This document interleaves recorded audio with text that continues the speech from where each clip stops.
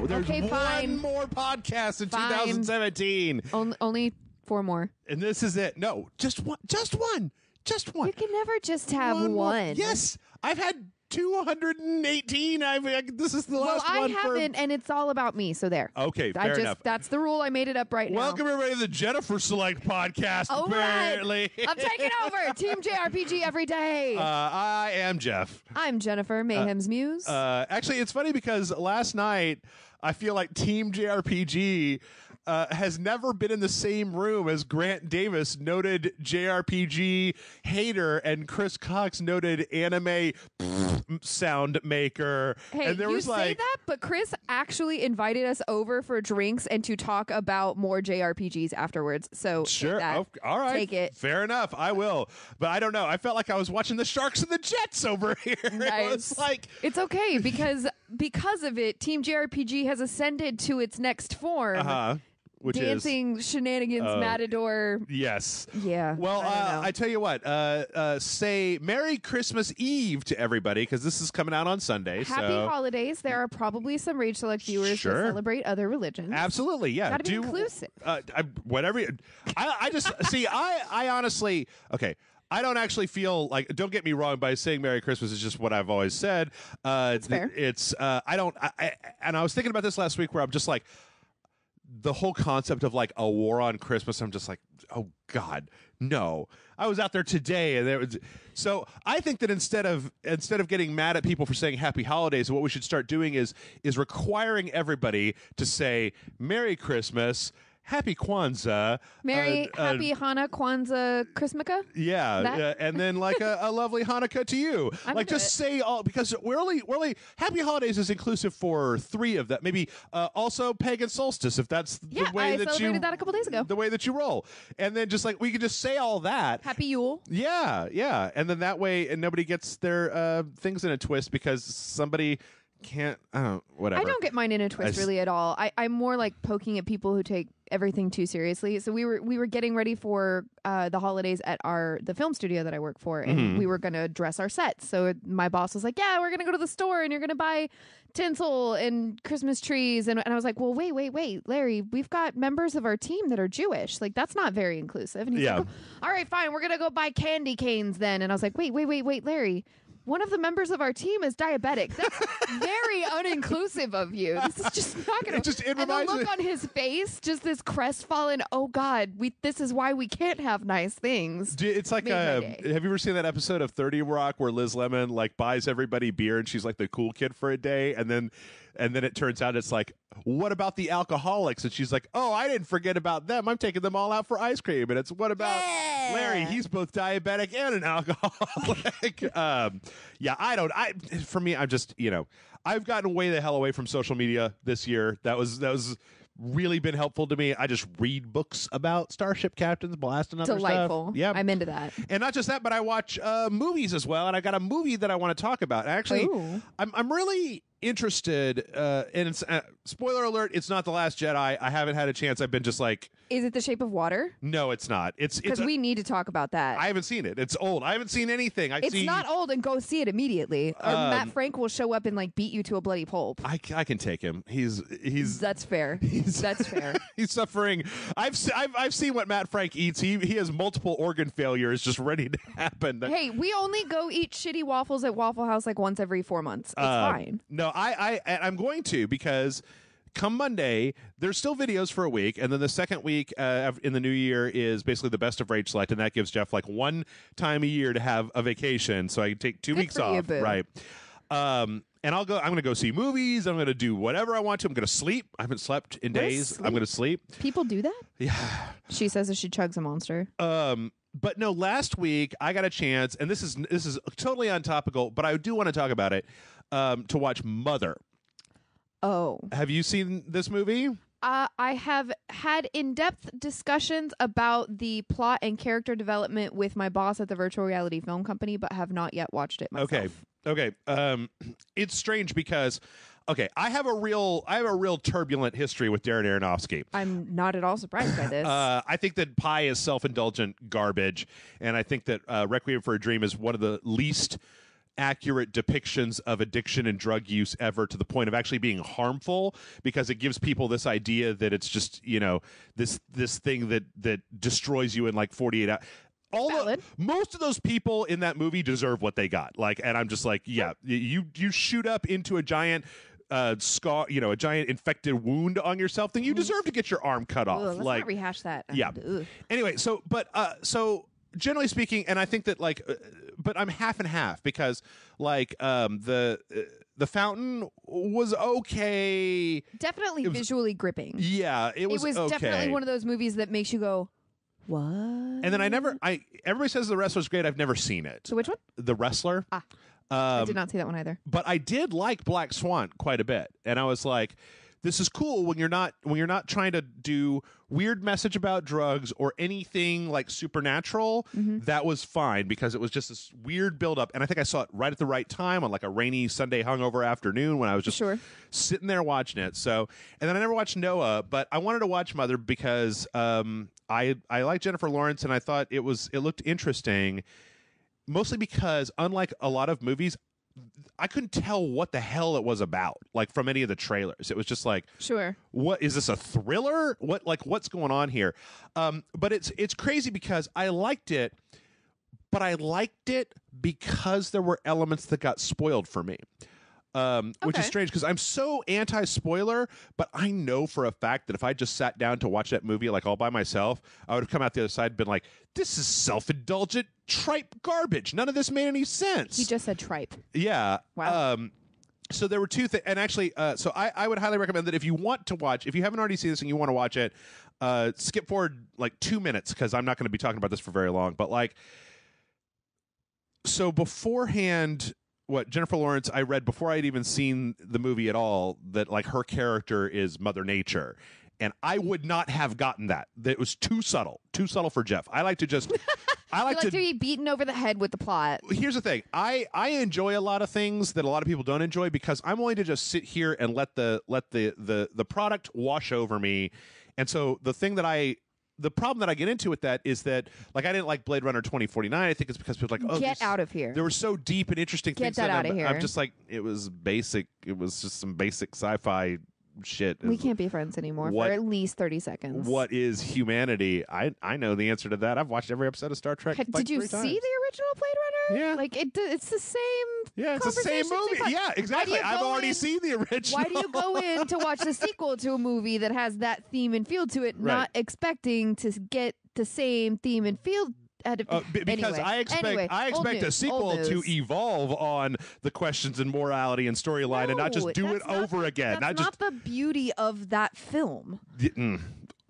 Anyway. So I didn't care for that. And in this one, I was watching it, and I was kind of just like giving it the side eye, and I didn't really get it at first. And then there's a part where there's there's a death, and when that death happens, I was watching it with my girlfriend, and she was like, she pointed out that this is a biblical that death was a biblical allegory, and I was just like, oh. And so from that point, everything previously clicked into place, and then everything moving forward clicked into place, and I enjoyed it much, much more, because if I just watched it by myself, I'm too much of a big fat dum-dum to just be like, oh yeah, it's the Bible, obviously. I mean, like, I would have just been like, this is gobbledygook nonsense. And if somebody could just come over and be like, hey, ass face, it's an allegory of the most popular story ever, and I'd be, oh, okay, I understand now. So in that respect, I actually really liked it, but I wouldn't have liked it if I had just watched it without knowing anything about it. So I have a habit. I have a fantastic resource in my boss, Greg Passmore, who owns Passmore VR, the company I work for, and VR Media Tech, Passmore Labs, all that business. He's worked in the film industry, every aspect of like post-production on the Transformers films, and all the major studios hire him for stuff. Sure. So he knows pretty much everything that's going on in politics, government, film, anything relevant, technology at any point in time. So I have this really cool resource at my fingertips that I can be like, and anytime a movie like this comes out and I don't know what to think of it, or I'm interested in a better take on it, I message Greg and I'm like, Greg, this movie, what did you think about it? What do you think about it? Yeah. Give me your take. And he always has something fascinating that I never would have come up with on my own or been smart enough to figure out. And that was one of the things. I saw a lot of people similarly with Passengers. Boo Passengers. Exactly. Boo Passenger. Which Boo.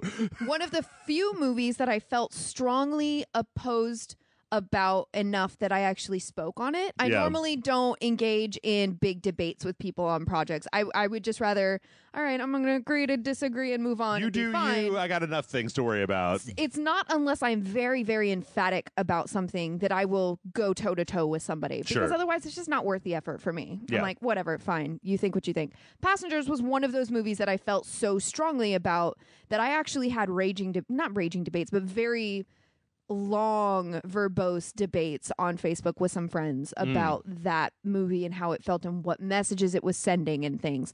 And so when Mother came out, there were people going back and forth in the same kind of capacity where it was very hot button. Some people loved it. Some people hated it. Some people just didn't get it, kind of a thing. And I messaged Greg and was like, hey, Greg, what did you think about this?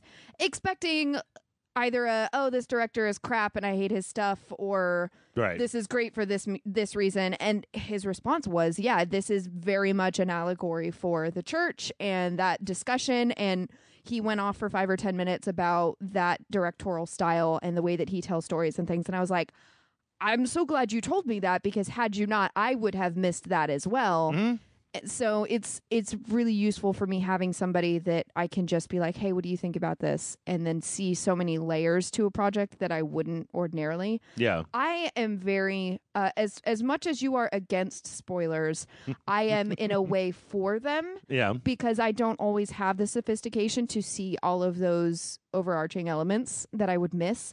And I like seeing them more than I do missing them and finding out about them later. I would rather go into a film knowing that a certain through line is going to happen so that I can follow it and appreciate it as it's happening than have to go through and watch it 3 or 4 times in order to get those things. That's interesting. Might be cheating, but I enjoy a thing much more if I know that there's something there to look for. Okay. And because I like dissecting that the way that a film is made, or the way that people are acting, or the storyline that's going on there. I love dissecting those things. So seeing them as they're happening is really gratifying for me. So I mean, if that was what spoilers were, like I would be fine with that. If spoilers for like the new Star Wars movie was like, I tell you what, I'm going to send you a blog about Kabbalah, and you need to just read this real fast before you go see The Last Jedi. I'm just going to say, just go do that. Just keep it in your mind. Just keep it in your mind when you're watching The Last Jedi instead of like, it turns out Jar Jar Binks is a Sith and he's still alive and he's Darth Emperor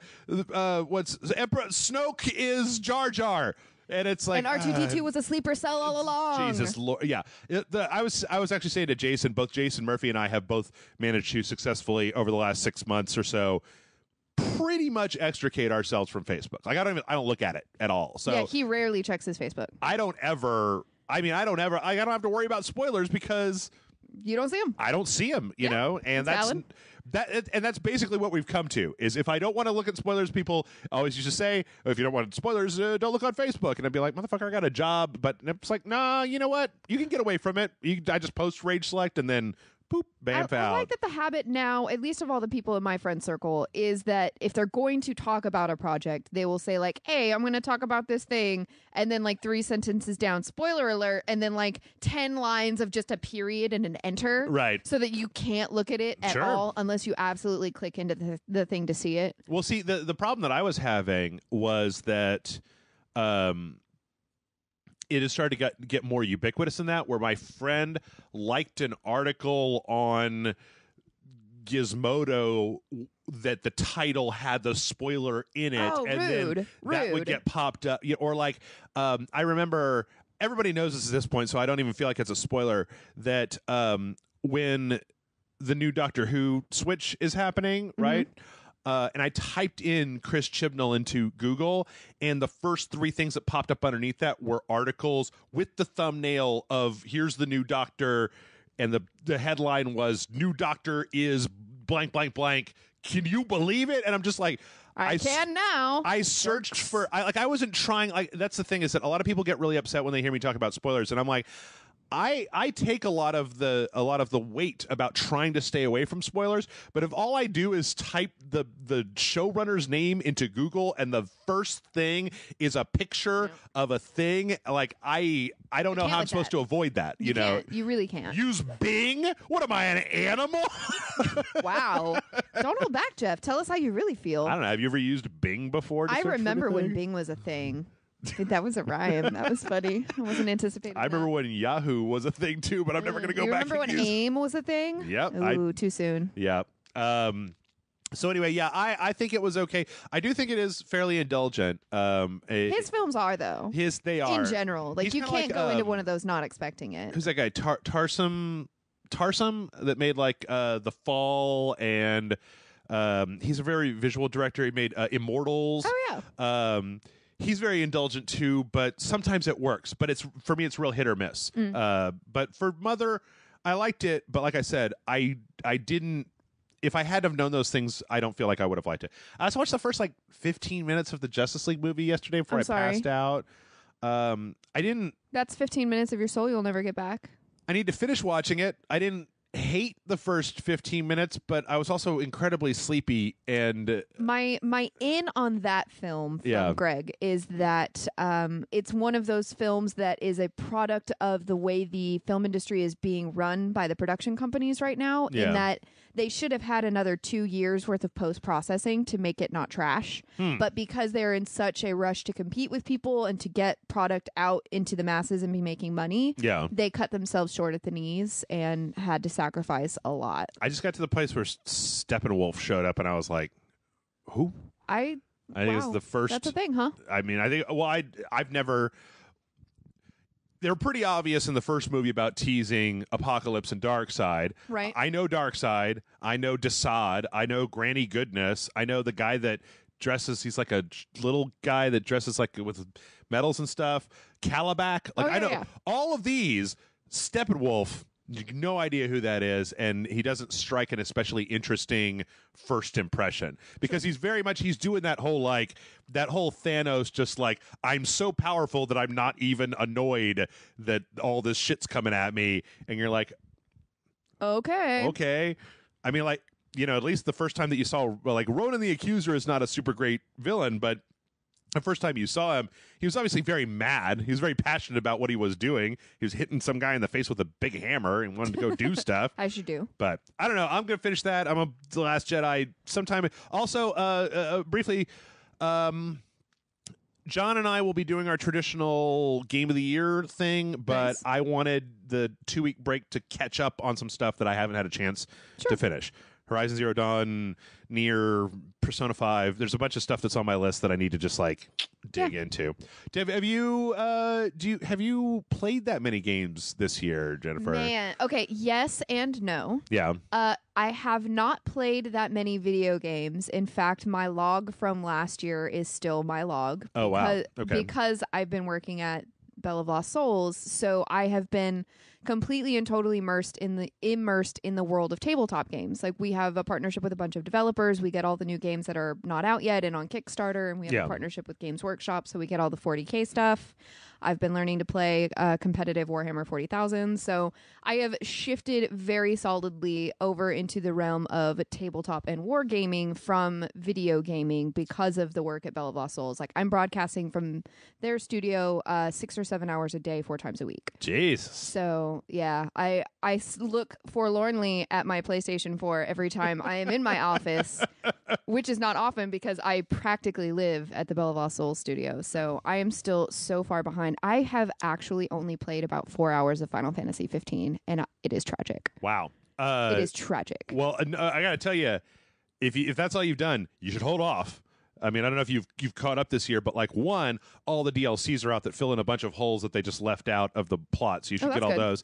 And then 2, they've been adding more content in with just free content updates. And 3, they actually talked about in the next year or so that they're planning on adding in a bunch of cut stuff and trying to smooth that out. It's a very rough experience to just play right off the bat. It's very jarring. There's this weird. I got that feeling, which is part of the reason why I was not opposed to just shelving it for a while. Yeah. I had a feeling based on everybody that I trust with Final Fantasy games saying that it was kind of rough, that I was just like, all right, I'm just going to wait for a while. And I've got 3 or 4 other games that I'm wanting to get to before that. I think it is going to be my intention to get back to broadcasting at least once a week from my own personal channel. It makes for a great excuse just to play a game, right? That's true. Yeah. But this year's been great. It's been a really good year for video games. There have been some BS things. There have been some good things. I've really enjoyed a lot of it. And it's strange to me because this is the first year in at least 3 years, 2016, 15, 14, 13, and then 12. Yeah. Okay. So this is the first year in a long time where I haven't had a From Software game to just automatically throw at the top of my Game of the Year list. So Wow. Dark Souls 3 was last year. Shock. Bloodborne year before. Yeah. Bloodborne, Dark Souls 2 the year before that. The year before that, there wasn't one, but there was, I think, the PC release of Scholar of the First Sin, and then the year before that was when the original Dark Souls came out. So it's been a while.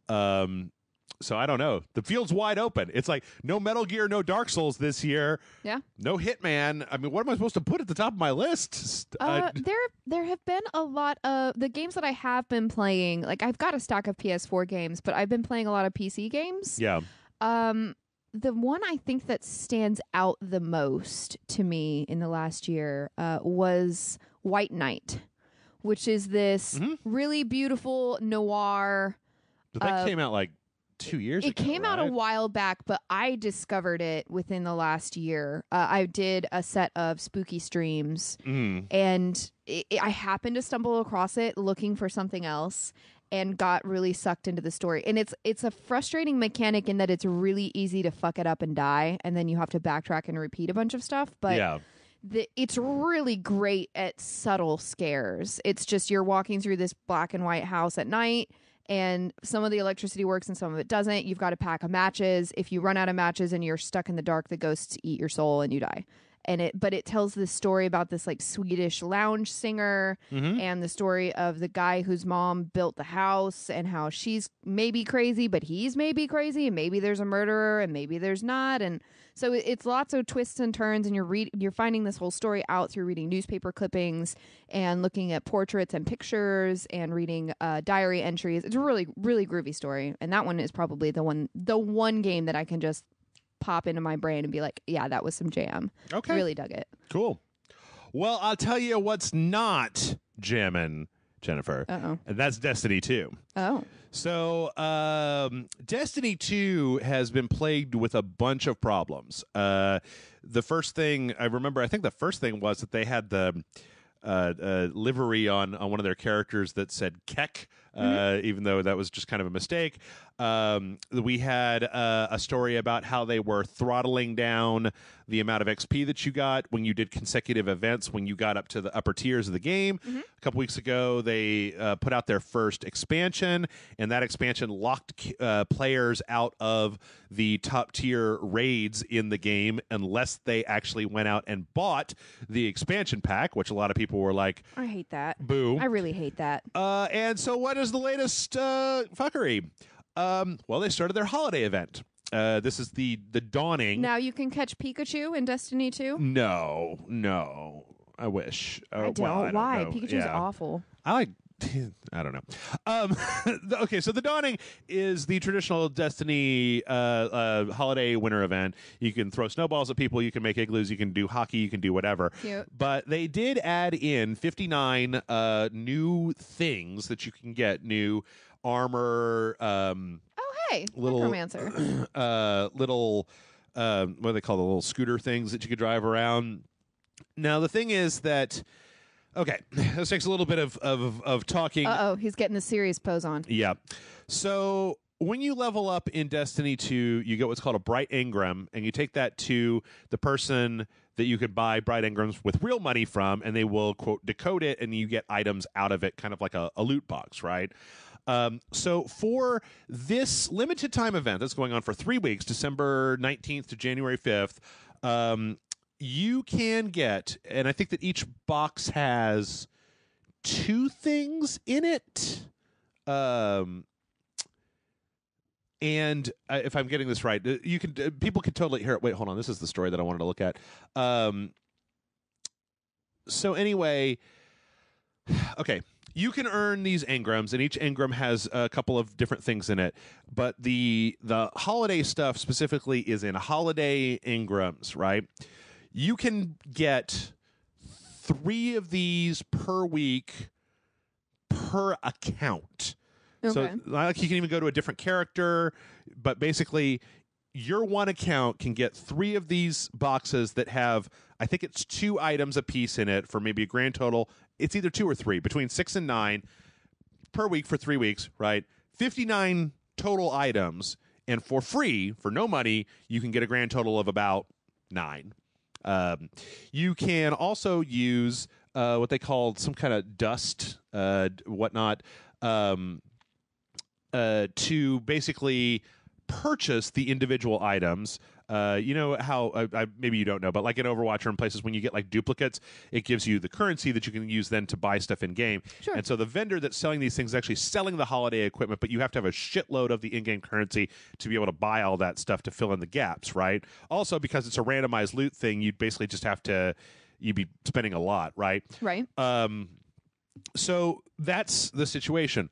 Or you can, with real money, buy the holiday boxes and try to get the holiday things. Oh, and the other thing, microtransactions. Well, the other thing is that unlike Overwatch, which I've been playing, where in Overwatch, like when they switch over to a holiday event, every box you get is a holiday box, right? So I got my sweep of my weekly loot boxes for the winter event, and then I just played the game and leveled up, and the thing that I got, the box that I got, had the winter event stuff in it, right? Here, no. The only way to get this stuff is through the holiday engrams that you either buy or you earn, like, 3 a week.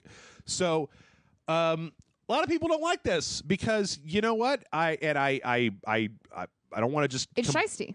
be on this bandwagon, but like it feels real crappy for a company to be like, "Merry Christmas! It's a time of giving and holidays." By the way, give us your money. Cough up your real money. Like, yeah, you know. It furthers for me the knowledge that Blizzard is just a really great company, and I like the way that they do stuff. In general, I actually another thing that I can't believe I didn't think of earlier. I have been playing more video games. I just haven't been broadcasting any of them. Mm-hmm. My partner lives in Houston, so we live 3 hours apart from each other. So part of the way we keep in touch with each other is we do video game night. Like we've been picking out couples games to play together, and that's what we'll do. We'll play games for 3 hours or so. So I've actually gotten into Diablo for the first time. Yeah. And so like I played Heroes of the Storm for a little bit, but I was trying to broadcast it, and that game is just so intense with all of the things that it's really hard to broadcast. But I have considered broadcasting Diablo with my Bell of Lost Souls team because it's so easy to play. And he and I just finished the story mode for it. Bump up that difficulty. Yeah, so I'm just now getting into Rift levels, and I'm totally in love with my Demon Hunter and wanting to cosplay her and like dual wielding crossbows because that makes no sense. But whatever, it's fine. Really digging it. Blizzard, man. Have you tried the Necromancer out?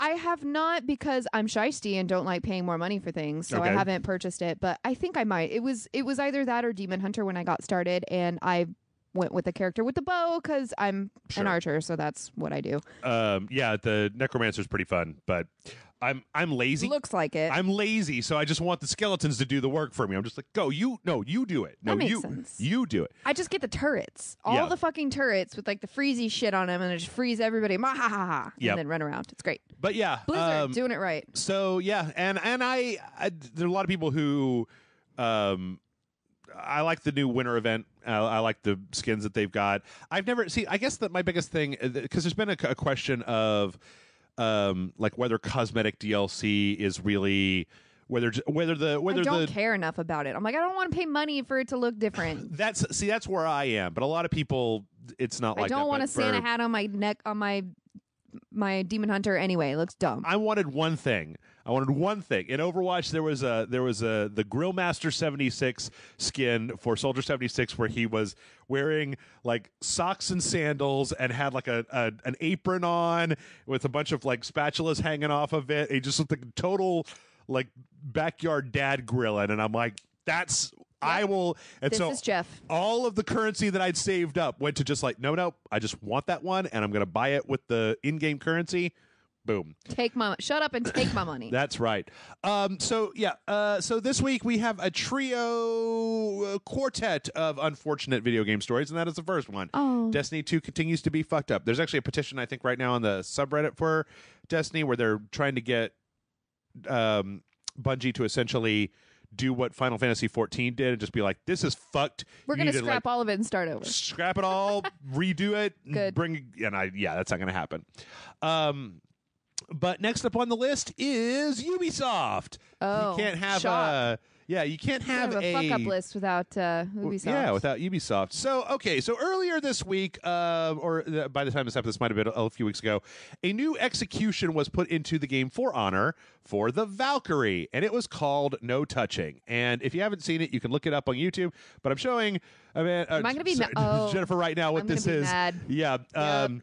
So this is what happened: is the character would accidentally fall forward and grab the Valkyrie's boobs, and then like go, oh no, I was mistaken, and then the Valkyrie would smack him in the face.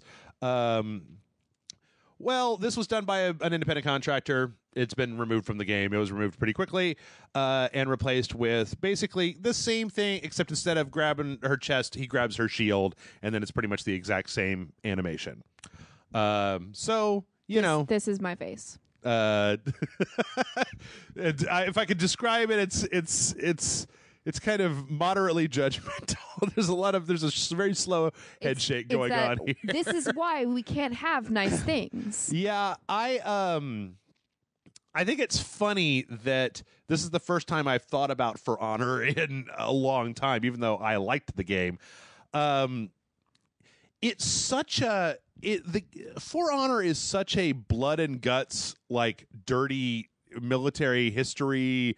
You know, I mean, it does have its whole thing of like what samurais and Vikings and knights are fighting each other, which doesn't make any goddamn sense. But like, it's fine. I don't know why you would put this in there in the first place. Somebody's like bored and desperate and lonely, and there you go. Maybe, but I don't know. I do know that. Guys, come on, guys. Really? It doesn't really make a whole lot of sense considering that the other person's about to execute. Like that, this animation starts with the person getting like a spear pulled out of them, and then like they fall forward and they grab the boobs, and then it's like an anime, and then it's like, whoa, oh, I can't. Like, really? What? Come on. What's funny about this, though, is that I saw this originally in a story that was like, Ubisoft adds in this new thing and then takes it out. And the For Honor subreddit is blowing up with people that are upset about this politically correct bullshit. It was a thread that had like 40 replies on it. Mm-hmm. And Amanda and I did this, and I find it very useful. It had like 40 replies. There are about 7.5 billion people on this planet. Right. 40 of anything is less than a rounding error. Yeah. That's point it's zero. A blip. It's nothing. It's just a vocal minority of people that are bored and have nothing else better to do. On the other hand, a part of me goes, if you've still got people playing this game, maybe give them what they want. I mean, because none of the rest of us are playing For Honor. Like, who cares? Well, like, it just brought back all of the sound and fury of the tracer butt controversy. Oh, sure. Of like, this is an M-rated game that's full of blood and guts. And I honestly don't feel like sex humor really has any place in it because it's an action game. Right. It's not like the That's rest of it. That's not the focus of it. Yeah. It's not Leisure Suit Larry. Like, what are you doing? Yeah. It's not like and nothing that I saw in it seemed like it was, like any part of the game was especially supposed to be funny. It was always this very grim, dark. It's just very anachronistic. Yeah. So I don't know. This one to me just seems like a lot of. It's just weird. A lot of yelling and screaming about. I don't know. All right. So actually, you know what? I lied. This next story is actually good because, and it should have been one back because it deals with loot boxes. Apple has updated their terms of service so that if you put a game on their service that has loot boxes in it, you must disclose the odds of getting what type of thing so that people interesting know what they're putting their money into. Now, it's worth noting that in China, China required Blizzard to do the same thing, and Blizzard actually went around that by basically having people, if I understand how this works correctly, I haven't looked into it extensively, they have people buy in-game currency and then they give them the loot box as a free gift. That's like how it's set up, even though what you're doing is just straight buying a loot box. Right. But they actually have you purchase, I think, the game currency, and that in that way they get to go around that particular thing. But it's funny how this year has been the year. I feel like 2017, maybe it was the fact that all of 2017 leading up to this end part with all the loot boxes was such a hellish political fucking tsunami of everybody yelling at each other the whole time, that by the time we got to the loot boxes, everybody was just like, no more. This is the line. This is it. Because I feel like there are plenty of years where this shit would have just, I've seen video game companies get away with worse than some of this loot box bullshit in the past, and it just passes. But this is good. This is a nice. This is nice. Personally, I'm going to go back to my quotey fingers fix for the loot box is, if it's got a loot box in it, it's got to be rated adults only, because the loot box technically constitutes gambling. Minors are not allowed to gamble. Ooh, the only way to regulate that is to make sure that it's not an M-rated, it's an AO-rated game. And in that way, I mean, I guess maybe it would be M, but the thing is that if you made loot box synonymous with AO, nobody would do it, because no big box retailers will stock AO games. Best Buy and Target and Walmart, they just don't stock AO games. So I don't think we've talked for a while about, I mean, how do you feel about this whole loot box economy thing? I just don't. I tend to stay away from games that buy into microtransactions, or if I'm going to play a game that has them, I just ignore them completely. Like I've played, I guess the biggest reference is I played Pokemon Go for the last couple years and don't ever buy anything. Well, I guess, I mean, I just don't. Diablo still has the auction house, right? The real money auction house? I have not gotten that far yet. I don't know if that's not a thing that's available until later on, or just haven't paid it. Like, we pretty much slugged straight through from beginning to the end of the storyline. The story campaign. And we were playing it together the whole time, so I never really had any time by myself to just go and explore things, which I usually do. Like, I will look at every single inch of a map, kill every bad guy, loot everything, and then move on. And he's just like, get from point A to point B, because I've got 5 million different legacy levels or whatever, and I ain't got time for that. And I'm like, okay. Does it bother you that in Diablo 3 you clear out an entire level, you quit the game, you reload, and that level's, it's not just it's not the same level with enemies back, it literally creates a new level. I have not repeated anything, so I have not gotten to that yet. That's interesting. It's all generated each time. So if you say that's just a time sink for me, because that means every time I go to that level, I'm gonna spend all the time looking through every single thing and destroying every bad guy before I move on. But I mean, then again, they win because it keeps me occupied with their game longer. Yep. I think that Blizzard has a pretty good, I think they do pretty well splitting the difference between, I've never felt the need to, like, I've never put any additional money into Overwatch, and specifically with Overwatch, I have gotten 4 or 5 new maps, 4 or 5 new heroes, a whole smattering of new game modes, and I haven't put a single dollar outside of the initial 60 that I put into the game in. So I've been happy with my experience so far. Our next debate has been, because we played all the way through Diablo, and he's been playing that game for years, so he's kind of over it. And right. We're looking at playing another game, and I was thinking maybe something that has more of that online presence so I can play with a few friends of mine and him. And there were 2 games that were thrown out. Final Fantasy 14, because I have a friend who's been playing that for years and swears up and down by it, and I've read a lot of the stuff about it. Pretty good. And then World of Warcraft, which I have been staunchly against for over a decade. I wouldn't recommend it. I have friends that would play it so much that we would be having our D&D night, which is like a 6-hour thing, and they would be playing WoW while we were playing D&D. What about Overwatch? So I'm pretty mad about it. Battle arena stuff just doesn't do it for me. That's not what that is. I haven't read anything about that game that has appealed me. It's a cute art style, but it doesn't particularly intrigue me. But my thing about WoW was I considered it for a second, and he was trying to seduce me with all of the story of where everything goes and where it comes from and all the races and whatnot. And then he was like, yeah, so I can, you can get the original game and then it's only like $15 a month. And I was like, whoa. Yep. Not doing that, because my brain immediately does the math. I'm like, that's 300 some odd bucks a year. Yep. I ain't paying that for a game. I will pay $100 for a game once. I'm not paying all that money for it forever for however long we want to play. I'm just not interested in doing so. I don't have enough time in my schedule to play a game enough to justify that. Yep.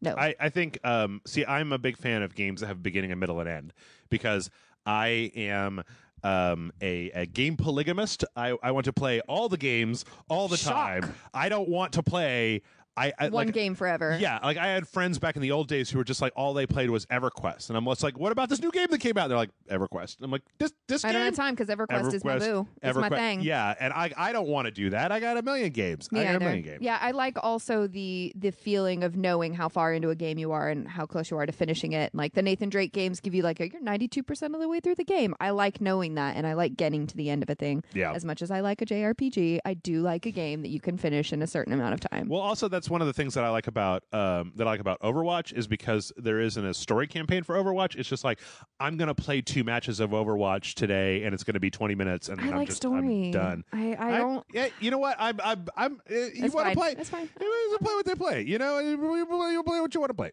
I got another game I'll show you before you leave today that you'll go home. One of the guys at the studio absolutely loves Overwatch. It's all he ever talks about. So I know it's got good stuff in it. I do. I don't know.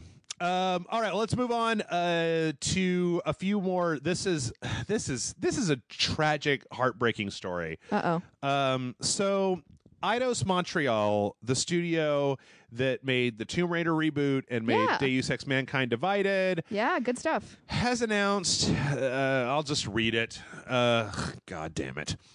Do you want me to read it? Do you need a moment? No, it's. Here, let me read this, then we can talk about it. At Eidos Montreal, we're constantly working towards creating innovative and exciting experiences for gamers everywhere. In turn, we are placing an added emphasis on the online experiences in our games, striving to continually provide players with content that is memorable and impactful. Through the inherent interactivity of online play, our universes will have the chance to thrive both now and into the future. To achieve this, we are building the teams and tools capable of supporting our ambitions. Okay, so this is just... There's been a thing, I don't know, you probably didn't, I don't know if you saw this, but when Battlefront came out, there was a whole slew, people were upset about it, and like EA's CFO or something like that was like, well, we don't want to make, nobody wants to play single-player games anymore. We all need games that are online, because that online experience will really, it's exactly what we were just talking about. They don't want you to play a game for 8 hours and then go play another game. They want you to play a game forever, that you're going to play for years and years and years. Yeah. And it really upsets me because I didn't play the second Tomb Raider game, but like that Tomb Raider reboot and Deus Ex Mankind Divided were both really fun games. They really were. Middle, and an end. Solidly. And then we were done, and they were well-crafted beginning, middle, and end games. Yeah. And now it's like, oh, well, we like this. It's this one piece in this quote where he says, towards creating innovative and exciting experiences for gamers everywhere, provide players with content that is memorable through the inherent interactivity of online play, which means that whatever they're doing, they're going to want me to fucking talk to some other jagoff. Don't tell me how to live my life. I want to play games in solitude and be antisocial. Yes! That is exactly what I would like to do. It's only... I play games to get away from people, not to play with more people. Right. My partner is the exception. I don't want, to have to recruit somebody else for my Deus Ex multiplayer mode so I can build up enough credits for the end game. I want to play at 2 a.m. in my underwear with nobody around and not have to talk to people. Well, the more distressing thing about this is the fact that this new the Deus Ex Mankind Divided kind of ends on a cliffhanger, implying that like they're going to resolve it, like they were going to make a longer game, and then I feel like I heard rumors that Square Enix came in and they were like, nah, cut it off there, and then we're going to make it a sequel so we can make even more money. But sure, then as we do. the first game didn't do the titanic amounts that every company wants it to do. Now I feel like they're going to be like, okay, well, you can make that. We're done with that. The second one, but you got to put, online multiplayer, loot box, MOBA. No. Yeah. And I was like, no, come on, man. Come on. Ain't nobody got time for that. Boo. Ugh. So I think, but we've already seen the beginning of the pushback. And that's the next story, is that Obsidian, a company that I have real like this with, they made Pillars of Eternity, Tyranny. Going back, they made Fallout New Vegas, Shadow Complex, or not Shadow, bunch of games. I have a real tumultuous relationship with them. I don't like a lot of their games, and a lot of people really love their games. But sure, they basically said, quote, no microtransactions of any kind in our next game. So this is the slow clap of happiness. This is the only way I feel like it's going to happen, is that it's going to become a bullet point on the box. It's going to become a thing that says like, and it's got everything's in this box. None of this bullshit. None of this other horse shit. And that will become a selling point. And then only once it becomes a cynical selling point will the cynical goddamn HR or the cynical production teams at these companies be like, well, shit, we got to jump on board this. It's all in the box and no microtransaction train. Either that or reclassify them all as AO. And then, but good for you, Obsidian. I'm proud of you, Boo. Yep. You keep doing you. Yep. I like it. All right. So we got a couple more things here, and then we got a few trailers. Oh shit, we need to speed this up. Just as an FYI, to temper a little bit of this bad news, the next Legend of Zelda is in development. What? So yeah, Eiji Aonuma basically said like they're already started on the next Zelda game, and that's great because the last one was the best Zelda game I've played in a long, long time. Oh yeah, and I want them to do more. It has its own problems, certainly, but better than a lot of the other Zelda games that I've played. I still remember that first day we were playing it. We couldn't figure out what the fuck to do with Oh, God. Yeah, that was great. We've come so far since then. That's true. All right. This one's great. I like this one. Next up, we have a couple things just for Jennifer. It's like you knew it was my birthday. Yeah. So she says, SHESEZ is a YouTuber that has this really interesting video that basically they dumped Final Fantasy VII into kind of a debugger and then started turning on and off like geometry and models and turning stuff around and kind of looking around in the world outside of what you normally see. It's really cool. And there's a lot of really interesting stuff to this. I actually wanted to bring this up because I feel like I've seen recently there's another YouTuber that's doing a thing where they're data mining Bloodborne to find cut content and then just show you the models that never made it in. Because a lot of times, I don't know if people know this. I think people know this. But a lot of times it's harder to, like if you have data in there, sometimes it's harder to excise that data. Than just hide it. Yeah, absolutely. Because if you pull it out, you might break it. But if you leave it in there and then just cover it up, so you'll end up with kind of half-finished stuff. And I really like videos like this where they kind of go in and show you different. This is fascinating to me, especially the fact that it's Final Fantasy VII. And it's like you get to a point where you've been playing a game for 20 years and you think you know everything about it. And then something like this will come out and you'll be like, no, there are layers more of things that even the people who are the most immersed in it don't realize. Yeah. I love that. Yeah, it's pretty interesting. So if you're interested in this, we only watched about half of it, but the stuff that they were talking about was actually, I mean, some of it's just like, hey, did you know that there's a thing? Did you know that there was a door in here? And it's like, there's this place that looks like a cave, and actually you might have actually been able to go into the cave at one point, but they removed it. Yeah, but I find it interesting. So cool. There's a lot of interesting stuff in here, and I always find it interesting too, because it also goes to show you how, like for this, when they pull back and show you like the combat arenas and you can see the skyboxes set up like a little diorama from a science fair project. It's cool. It's pretty fun because then you realize that just by like manipulating the camera, what you end up seeing is so cinematic and it's all just a trick. It's all just a dirty trick. Lies. Yeah. So, that is called Off-Camera Secrets of Final Fantasy VII Boundary Break. And I think it's worth watching on YouTube. So, and apparently this guy does live streams on Twitch of him doing the same thing. So you can watch him and talk to him while he does that kind of thing. Yeah. Really cool. So we're just watching this right now. Oh, it looks like they hid Ruby weapon underneath the ground.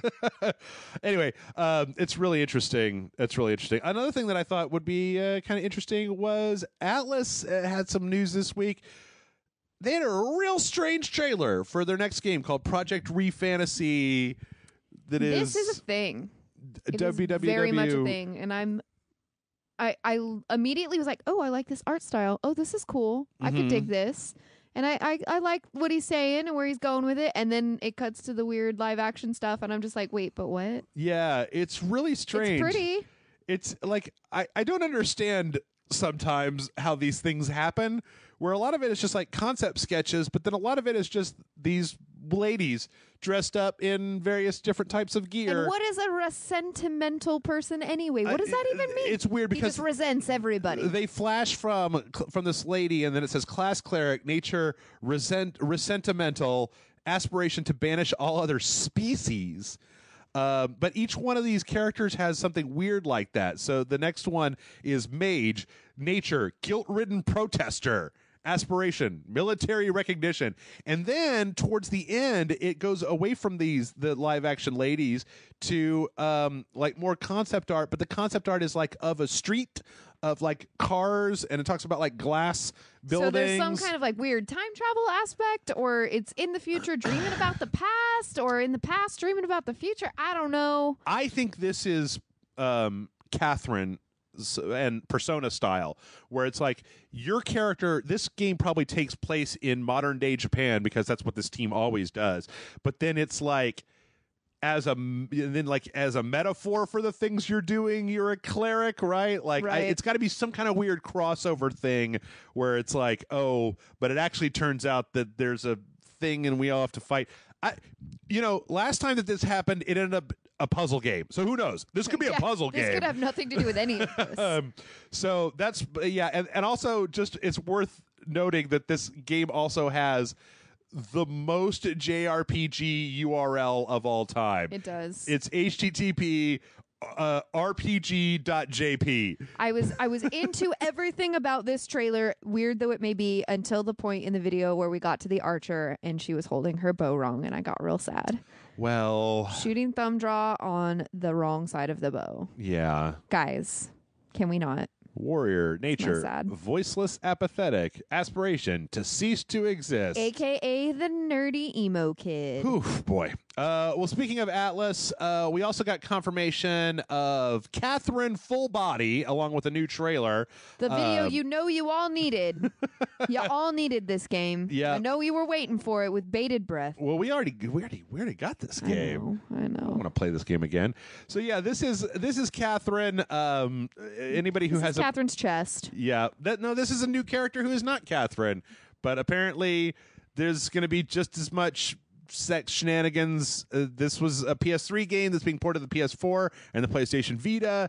It's a weird puzzle game, but then there's also like a hanging out at the bar thing, and there's also some like demons and weird stuff. And then there's also like at the end of every level you get asked some kind of weird relationship question, and then when you answer it, it tells you like what percentage of people online like pick the same thing as you. And weird. It's a very odd game. It's a very I'm actually really interested to know. Surprise, it's a puzzle game. Jennifer, what do you think about what you've seen here? I think it would be really funny to play it with Matt Frank. Okay. Probably. That's about all I have to say about that. Okay. Yeah, Catherine was a very strange game. Obviously. I'm glad it's getting some kind of re-release. I don't know that when I finished Catherine, I think that when I finished Catherine, I was like, so that's over, and I never have to play it again. It was interesting one time, but that was enough. No more. Now you've done it. So just give us more Persona. I mean, please. It's very pretty. Yeah. It's like all the there's this one scene in this trailer of it looks like this lady is just standing in front of this guy naked, and he's got the most horrified expression ever on his face. I am concerned. There's literally like a butt cheek on one side of this thing. I am very concerned. But the way he's got his hand on his chin, like he was considering something. He was considering full frontal nudity, and then he was like, oh God, no, why? oh, well, all right. Who knows? Catherine. Yep. Boy, howdy. Mm-hmm. But yep, it's coming out, and it's also coming to North America. So there you go. A few more trailers, then we're going to go ahead and get out of here. Far Cry 5 has a new trailer called The Resistance.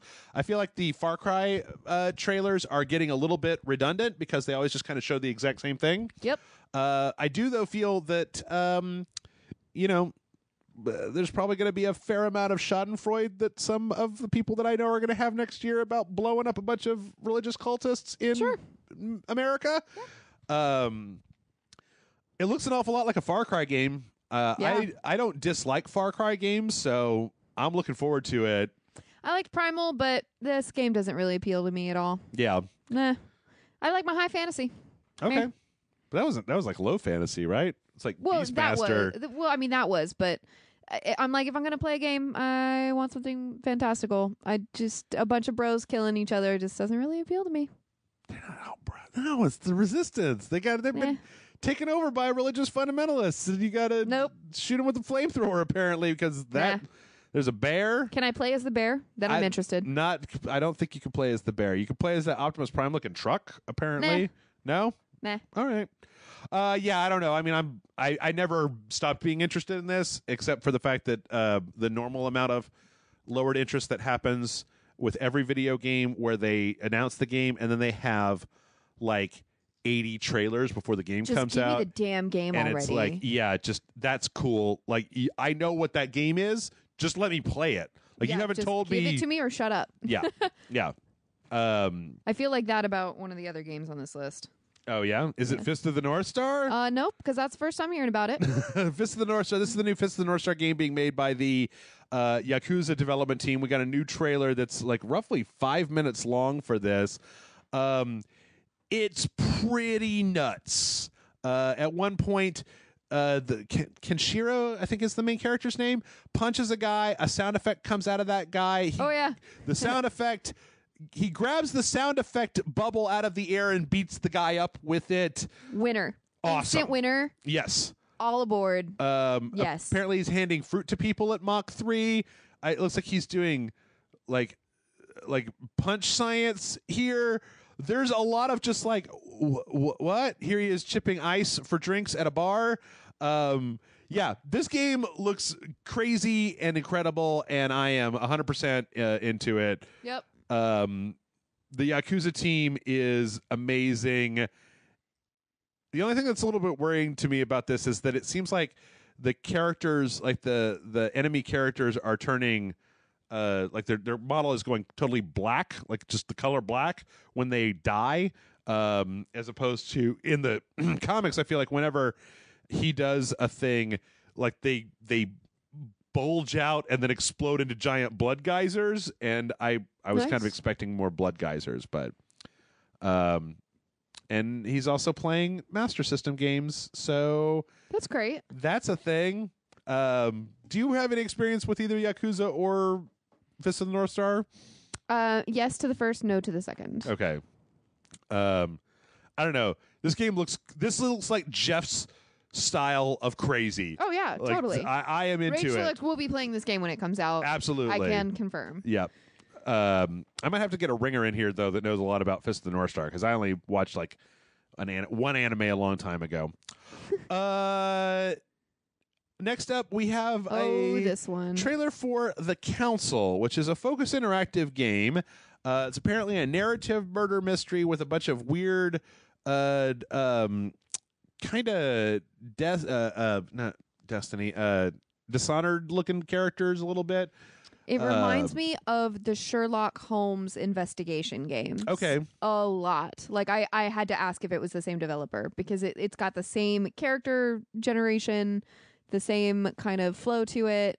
Real interesting. Same time period even. The description makes it sound like a Telltale game, basically, where you're going to kind of go through this murder mystery and the things you do are going to get carried over. Yeah. The character models and the environments all look really good. The voice acting in this is atrocious. Real bad. Like to the point where it took me out of the trailer, where I was like, I'm watching it without any sound and it seems fine, but when I was watching it, turn that sound on. Woo, boy. Oh man.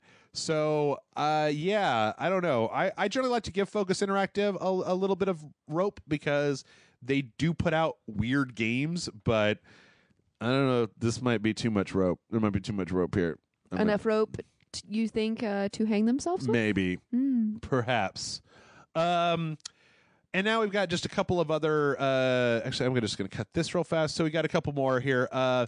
Big news, Star Trek Bridge Crew, which was the VR Star Trek game where you're supposed to work together with a bunch of people to drive a thing. Fun stuff. Has gotten a patch so that you can play it without VR.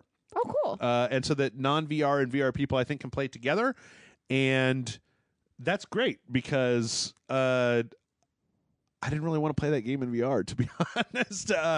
But also, it's one of those things where if you're making a multiplayer, really a game that's meant to be played in multiplayer, and then you're shutting out anybody who doesn't have $400 to go buy a PSVR headset, sure, that's a bit troubling. There is a convention circuit version of this kind of thing where it's like the Star Trek bridge simulator, where you go into a room, they've got set up with like 5 or 6 different computers, and one person is the captain and telling you what to do, one person handles navigation, one person handles communications, and you're trying to like not blow shit up and with the VR, wherever it is playing in VR. A lot of fun. That one was flat, but I think it was like the prototype for this kind of thing. Okay. And real fun. I mean, we played it, Chris and I played it, and it's okay. It's just, I never managed to play it with other people because it just gets back to my whole, like, I don't really want to play with other people. And apparently it's real fun if you play it with other people, but... We should have a Rage Select crew play it. I don't have that many VR headsets. Well, that's fair. Well, there's a non-VR patch now. I guess. I got 2 PlayStations. I only need 2 more to have a full crew. You got mine. Oh, there you go. And my PlayStation. Oh, look at you dropping Lord of the Rings references. I'm so proud of you. Yep. One last story. This one may take a little bit of explaining but it's a really cool thing. Okay, once upon a time, there was a game called Rising Thunder that was in beta. John and I played it, and it was really interesting because it was a fighting game, and it had 6 buttons, and it was like low, medium, high attack, and the other 3 buttons were just one button, do a special attack, do another special attack, do another special attack.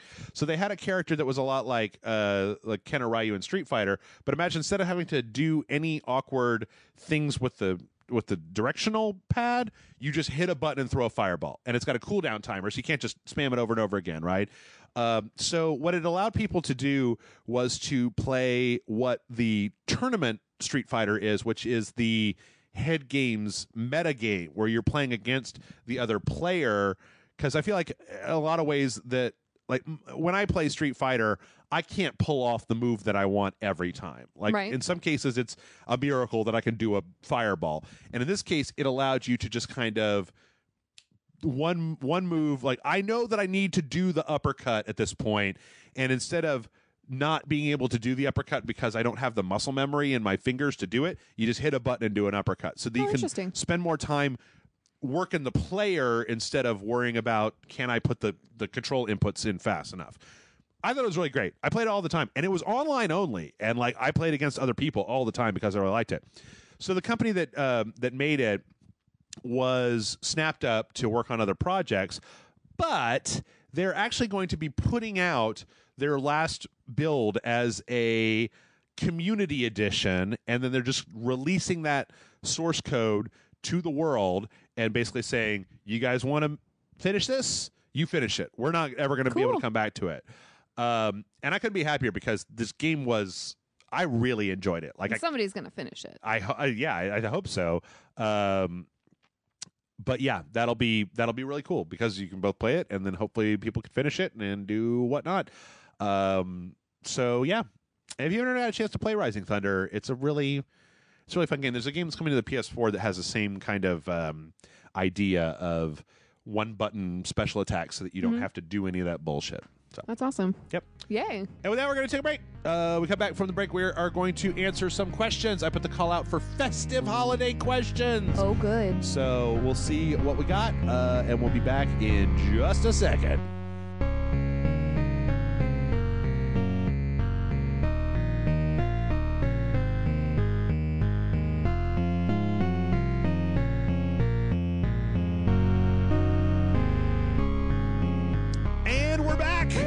It's time for questions. Yes. Mail@rageslate.com is the email address.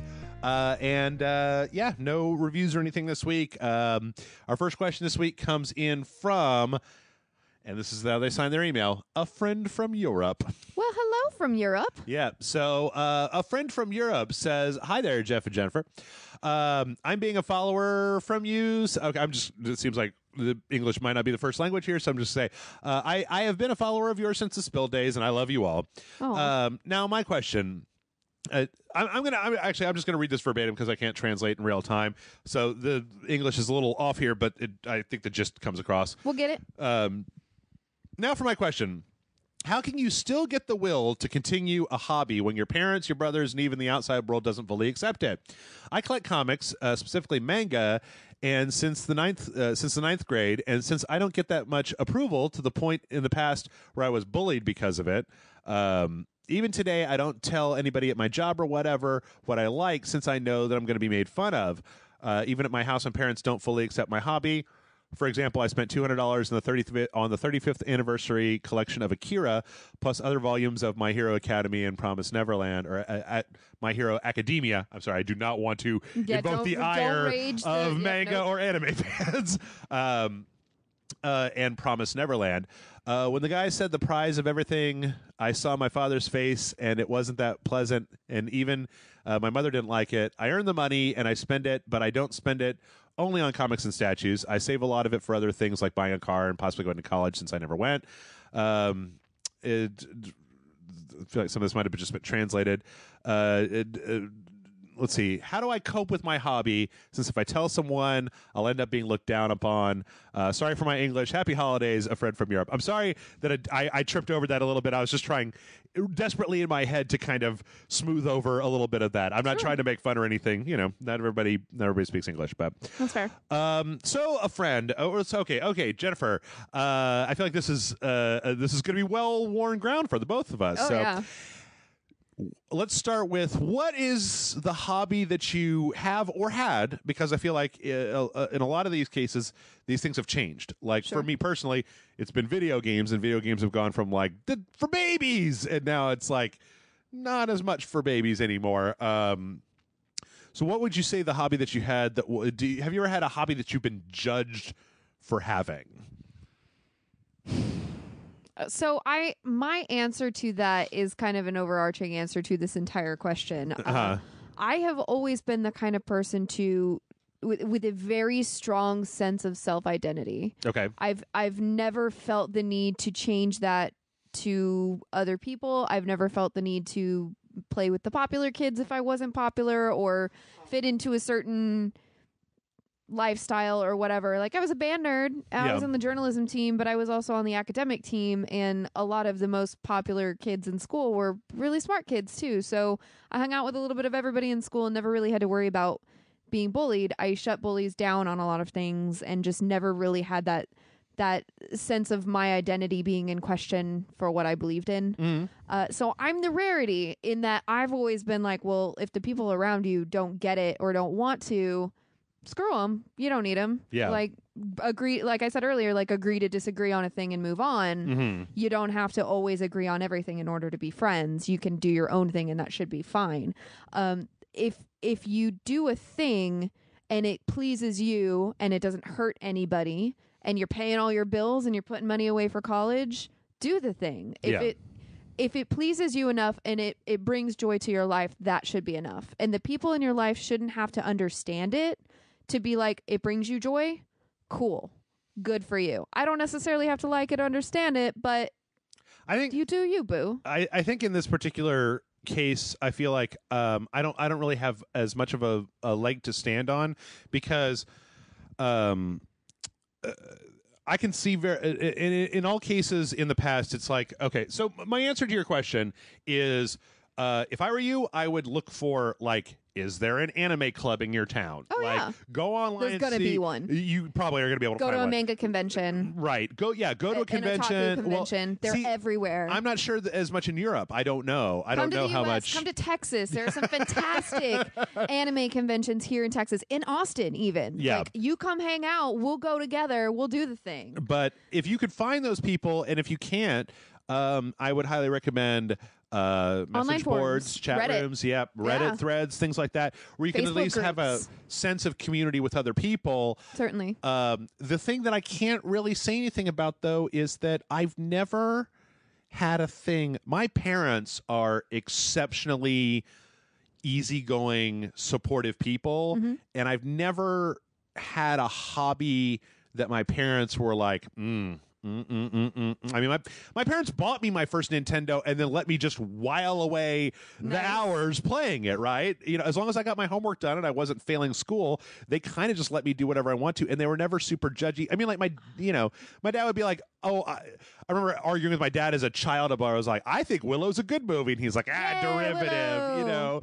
But it was never the sort of thing. I never got any real serious, harsh judgment about, you know, your hobby, about the thing, about somebody, because that's a real thing when especially somebody that you respect or that you love throws a harsh at something that you're really into. Sure. Is that it can end up diminishing, especially depending on how old you are. It can end up diminishing your enjoyment of a thing, because like I really like They Might Be Giants.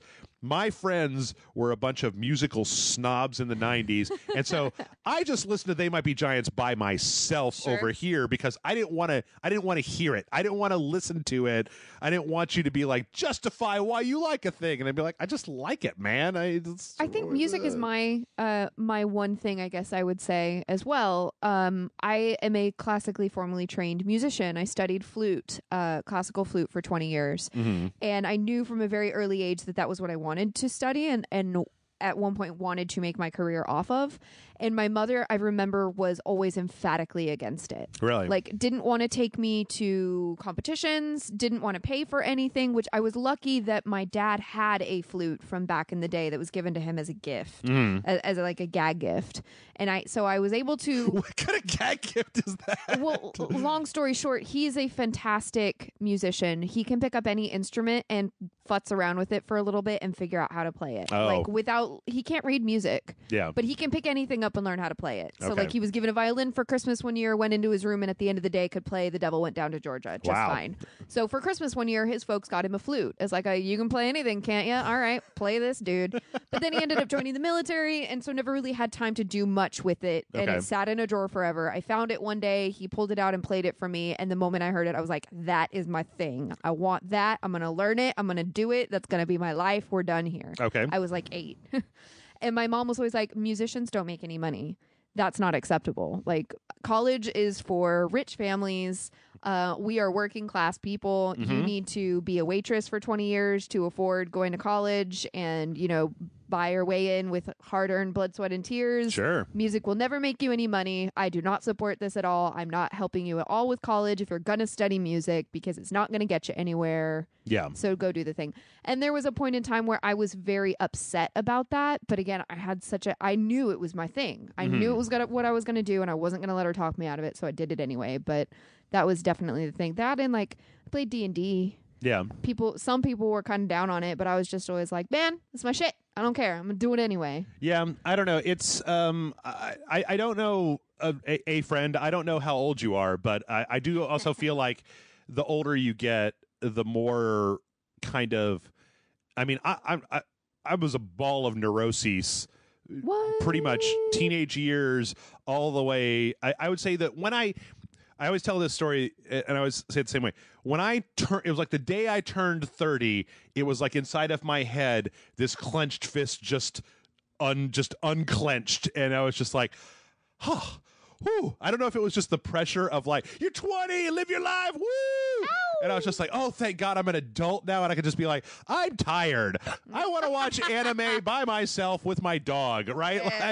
Like, and you all can just go to the bar, and I'm just going to watch Akira for the 12 millionth time and get fucking wasted on my couch. But to be honest, I had a very similar. The thing that I can probably say was the most the closest thing that I can probably liken this to, a friend, is I had, when I was in from high school until early 30s, I had the same friend group, and they were a very judgmental group of people, exceptionally judgmental, like. I've talked to them some since then, and they're just like, "Oh, we were just giving you shit." And I'm like, "I'm not that guy. Like, I'm not that guy that you just casually. You're just like, your dreams. They're so stupid, you asshole." Is because I'm just like, "Oh, I'm a stupid asshole." And I remember that when I transitioned, this makes it sound like it's such a different thing.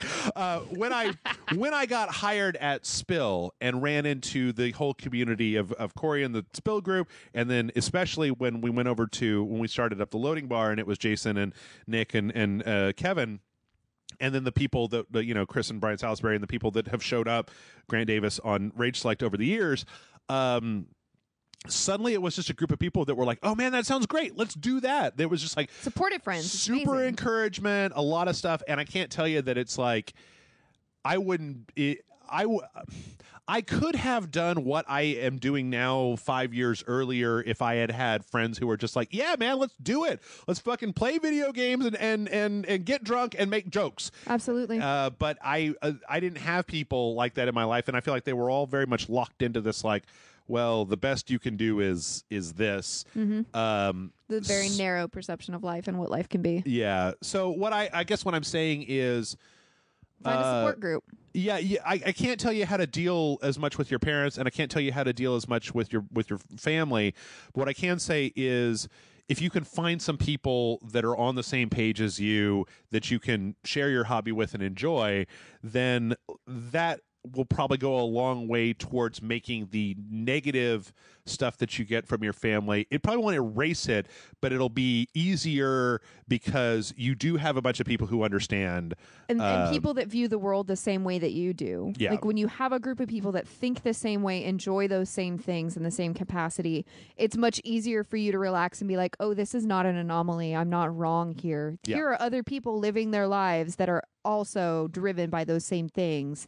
This is good. This is comfortable." Mm-hmm. It also helps an awful lot to just have a wider support network. Like this year, I'm going to go back into this into another different question, but being in a relationship has actually dramatically lowered how upset I get about people on the internet. He's happy entirely from comments on Rage Select all the way across the board. It's not completely. Sometimes I still get upset about stuff. Everybody does. That's life. But like, it's easier when there are other aspects of your life that are more important, so you don't end up fixating. Puts it into context. You don't end up drinking a 12-pack and reading the same comment over and over again and be like, "You son of a bitch, I won't come to your house." Like, yeah. So. Yep. Finding other places. And then the other thing is, this is just a completely just a character thing, but I'm getting the impression that this might be the same from you, Jennifer, but I was a very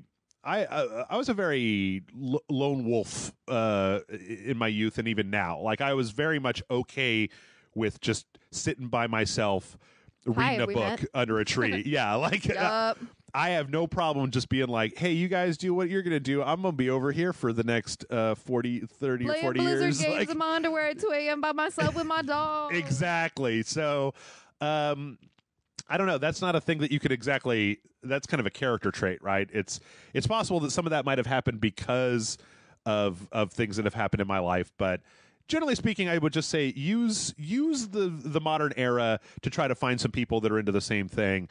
Hang out with them. Absolutely. It'll make life a lot easier, boo. Yeah. Don't look for that approval from those folks. Find people that already have it. Yeah. Let's see. This next question comes in from The Punisher. Ooh. Frank Castle. Boo, I'm a fan of your work. What'd you think about that Punisher Netflix series? It's a thing. Yeah. The Punisher writes in and says, "Hello, Jeff and Jennifer. Season's greetings. Hey. After seeing the VR playthrough of Fallout 4, I've been wondering if VR will be more practical for these larger, more open-world games in the near future, or how long it would take to make them less jittery. P.S. Hypothetical question. You are now Santa. How would you spend your off year after the big Christmas day?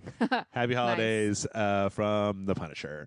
How would you spend I guess you got to just do a lot of elf maintenance, right? You got to feed. No, fuck that. I'm going to hire people to do that for me. Feed your reindeer. I'm going to go read. So funny enough, my dad is bald and and very much fits the archetype of what Santa looks like. Okay. And goes on cruises with my stepmom once a year Mm-hmm. and wears like cargo shorts and floral shirts and flip-flops, and that's my dad. And he's got the big long Santa beard, and went on a cruise last year, and some little kid walks up to him and says, "I know who you are." And my dad was like, "Oh, okay." And then the kid comes back a little later and he's like, "I know who you are." And my dad eventually gets it that this kid thinks that he's Santa Claus just on cruise, in the middle of the year. So I'm like, if you were Santa, that's what you'd be doing. Like, you'd be on a tropical cruise somewhere with your boo, reading books and avoiding shopping by sitting in a cafe while she reads books. It's funny because I've been talking about how after this podcast, like I'm kind of on hiatus for a little while. Yeah. It gets weird for me because I work all the time, so it's like what is free time? By day 3 of just unlimited free time, I'm like, what? Am I supposed to be recording right now? What? Is there a thing I need to post? I don't. I took my very first vacation this year. I just turned 30 years old last week. Mm-hmm. I took my first birthday. Happy belated birthday. Thank you. I've leveled up to 3. There Very you go. exciting. I took my first vacation last month. Mm-hmm. My partner and I drove up to Colorado to stay with his aunt in Eagle. Okay. Up in the mountains, no cell signal of any kind, not even a little bit. Mm-hmm. We were there for 2 weeks.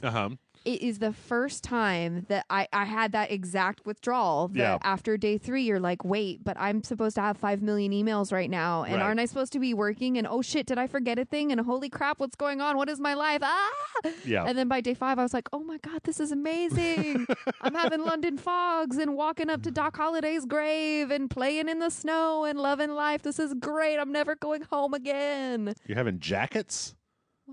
London Fog? That's like a jacket? London Fog is a tea drink. Oh. Earl Grey. Oh. I put honey in mine, lavender, and steamed milk. It is delightful. Sounds pretty delightful. It is delightful. Well, so back to your question about VR and open world games. It's funny because Brian and I played Fallout 3. So let me first, or Fallout 4 on the PSVR or on the HTC Vive. First, allow me to say that the jitteriness that you see on the screen is not the same. Jennifer, you do a lot of VR. You can say, is that what you're perceiving as jitter actually doesn't exist. The camera rendering is different. Well, it's because you make a lot of small movements with your head that you don't realize. Yep. So when you record that, there's a lot of jitter on what you're seeing on the screen. But when you're in the VR, you're immersed. Your head is always the center. So when if you tilt your head, it's like if you tilt your head in real life, as it just angles everything a little bit. So it actually doesn't. It's not that bad. It comes off as worse than it actually is. As far as open world games go, it's funny because we played Fallout 4, and I was a little... I was kind of... I didn't even want to play the second part. I let Brian play both parts.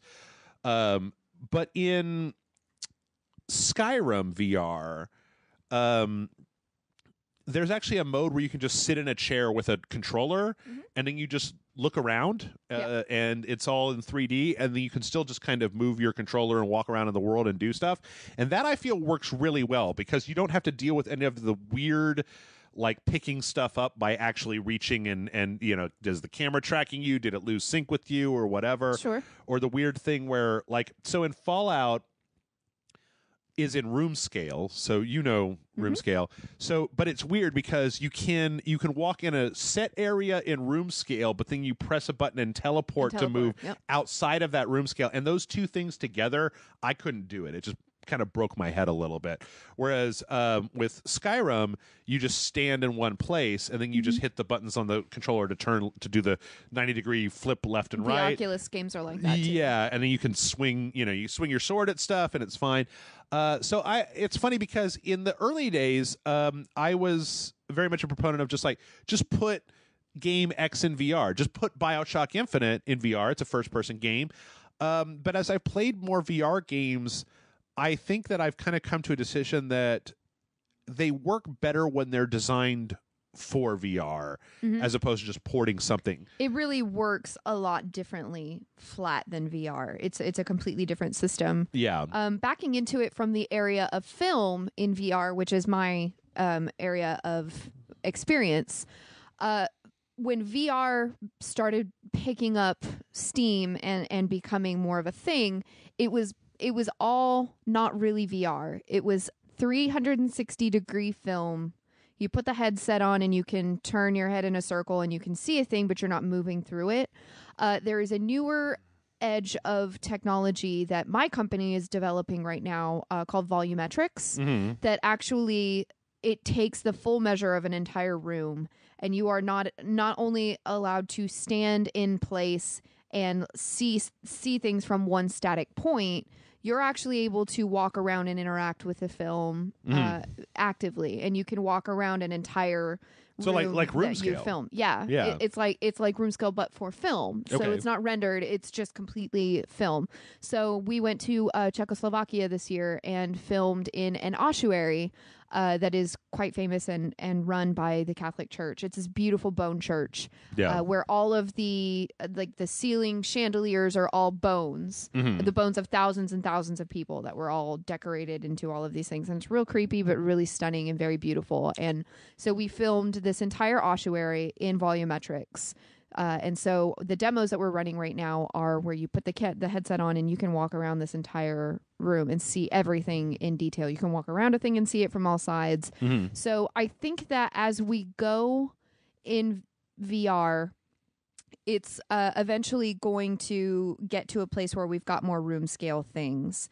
Where you have the option to interact with things directly and walk around them. But I think the same way that we are able to video game in flat in many different formats, you can either play one-person games or you can play online. Yeah. I think VR is always going to have that split between you're going to sit in a chair and look around at things, or you're going to have room scale and you're going to walk around and interact with things and bend and pick things up. Yeah. And it's going to cater to the kind of gamer you are and how physically you want to interact with your environment. Some people are happy just sitting down and maybe having a little bit of hand movement and going about it that way. Sure. Some people want to be more active, and like my favorite game on the Vive is the archery, the Castle Defender archery one. Sure. That shit kills my arms. I'm an archer. I do archery all the time. That shit kills my arms. Yeah. And I love that game and would do it all day long. See, what's funny is that in Skyrim VR, they have the same thing where you have to literally draw the bow and aim it and shoot it. And I can't. Like, I just can't do that. Like, it's too much. I don't want to do that. I was like... So that flat VR where you're sitting and you have more control over your physical presence in the VR sounds like it might suit you more. It's interesting because probably my favorite... Okay, so it's so weird to me because I'm very split on this. Skyrim, a 300-hour RPG, I want to sit down. Sure. Super hot VR, where it's like your individual combat scenarios that you're going through. That game is nutty. I am just fine standing up, and I actually think it works better because it does translate better as a one-to-one thing where you're literally watching a bullet come at your head and then you like, dodge it out of one. Yeah. Yep. I think that works better. Like, I keep trying to tell people that there's something more visceral about holding a virtual gun and literally lining it up. Arizona Sunshine does this, where you line up, you're fighting zombies, and if you shoot them in the head, you give them one shot. And so you're literally aiming a gun like you would in real life with your hand and then pulling the trigger. Yeah. And there's something very visceral about that that's entirely different from just putting a reticle over a thing. The problem right now is that Let's Play videos are almost kind of the worst way to see VR because you don't get to experience any of the visceral... Because it's, first off, it's all in 3D. That's the other thing that people don't realize. The first thing is that a TV is a 2D screen. Every single game in VR has depth and immersion to it. That is the next thing that our company is currently in the talking phases of looking at how to develop. Yeah. How to broadcast in VR. So not that we are broadcasting a VR experience and you are watching it flat on your screen, but we broadcast something in VR and you at home pick up your VR headset and put it on and watch it in VR as we are in VR. It's funny because when I first started doing VR, I think the first thing that I did was with the DK2. It was Half-Life 2, but the only way that I could capture that footage was in Fraps, and what I was getting was that weird 2 pictures. Oh yeah, in the ovals, right? What it was actually putting on the cups, and I put out a version of it that was like I just rendered that specifically out and was like, so if you have like a Google Cardboard or something, you can literally watch this video and it will show you. The problem is that I feel like a couple of people watched it and they were just like, this makes me ill because it's like somebody else is moving my head around and you don't have the control and your brain disconnect can't compensate. Yeah, that's the main problem. There's a lot when you get to the level of immersion, there's a lot more like your brain just refuses. Like equilibrium is very much a thing in VR, and vertigo happens a lot. I know so many people that were off put by their first experiences in VR for that reason, because people hadn't really considered that when they were making dev kits. And now the technology has advanced so much that my first experience at E3, there were still some companies that were very new with VR, and I went in and had one experience on a day that gave me a headache that lasted the next 2 days. Wow. Like I had been in Vive for hours and been fine, been on Oculus for hours and been fine, but a 2-minute demo on this one platform, and I was just like sick to my stomach for days. It's crazy. I keep trying to tell people that like for Skyrim and I think for Fallout as well, you can actually set it up so that if you, instead of teleporting, you just push the button and you just move forward like you would in a video game. Yeah. That shit makes me sick because your brain is like, what's going on? Why is your viewpoint moving and your legs are and it's fine if I'm sitting down, but if I'm standing up, your brain's just like, what is happening? Motion sickness. Why? Anyway, I think it'll get better, and I think that this year Sony has sold a lot of the PSVR. I feel like the Vive and the Oculus, not as much the Oculus because they keep fucking around, but the Vive has done pretty well. The PSVR, there's a shitload of PSVR games out there. They've all done very well, and then I'm glad because it means that we can go one more year to see what the next group of things are. That we're still... It's going to be a whole different ballgame this time next year. I really hope so. All right, Tom writes in and says, hi, Jeff and Festivious Jennifer. I am very fastidious. What is the first gaming-related Christmas gift that you remember receiving? My parents never bought me games for Christmas or birthdays, partly because they wanted me playing outside, but mostly because games were too damn expensive. A new video game in Australia in the early 2000s could cost between $100 and $120. That's true. It wasn't until I was 25 that my boyfriend made me a hand-stitched link cap for Christmas that I received something video game-related. Wishing you a very Merry Christmas, Tom. Do you remember what your first Christmas game?